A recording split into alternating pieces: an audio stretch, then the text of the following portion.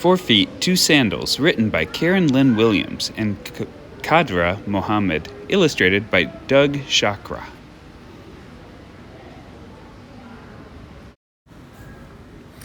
Lena raced barefoot to the camp entrance where relief workers threw used clothing off the back of a truck. Everyone pushed and fought for the best clothes. Lena squatted and reached, grabbing what she could.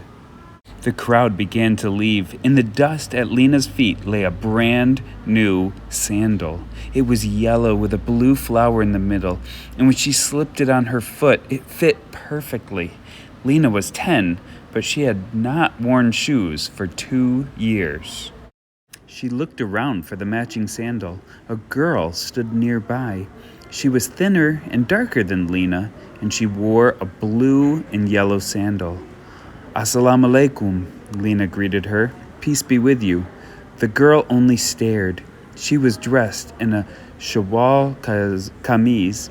Her feet were cracked and swollen, as Lena's had been when she first arrived in camp. Suddenly, the girl turned, taking the matching sandal with her. In the morning, Lena went to do the washing, wearing one beautiful sandal. She picked her way to the stream, careful to keep her sandal out of the filth. Her old shoes had been ruined on many miles of walking from Afghanistan to Peshawar, the refugee camp in Pakistan. She had carried her brother Najib, no bigger than a water jug then, but just as heavy. When she looked up from her scrubbing, the girl from yesterday was standing over her. She wore one sandal that she bent over and removed. "Grandma says it's stupid to wear only one." She placed the sandal at Lena's feet. Then she turned and walked away. "Wait!" Lena grabbed both sandals and followed her. "I'm Lena." The girl turned slowly. "I'm Feroza." Lena held the sandals out. "We can share." "What good is one sandal for 2 feet?" Feroza frowned. "You wear them both today, and I will wear them tomorrow," Lena smiled. 4 feet, 2 sandals. Feroza smiled too. She took the sandals and put them on. "Tomorrow they will be yours." The 2 girls greeted each other as they carried their jugs of water the next day. Lena put the sandals on, and they waited together in the long line.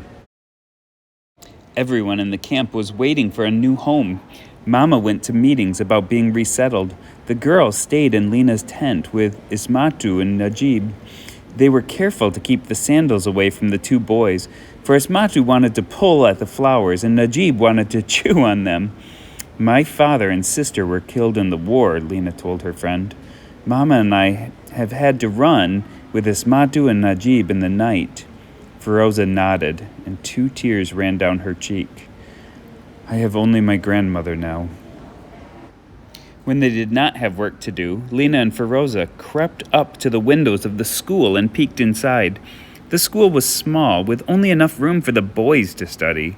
The girls practiced their names in the dirt and brushed the marks away so no one would see their mistakes. Sometimes each girl wore one sandal. Other children pointed and giggled, but Lena and Feroza did not care. In the evening, the sky turned deep blue and the first stars began to sparkle.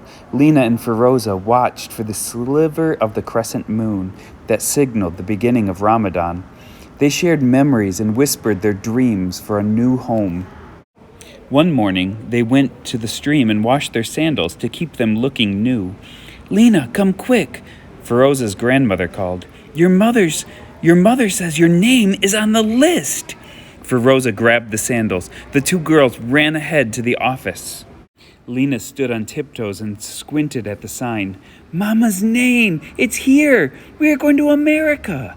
She looked at her friend. "My name is not there," Feroza said quietly. She looked at her feet as she spoke. Then she bent down and took off the sandal.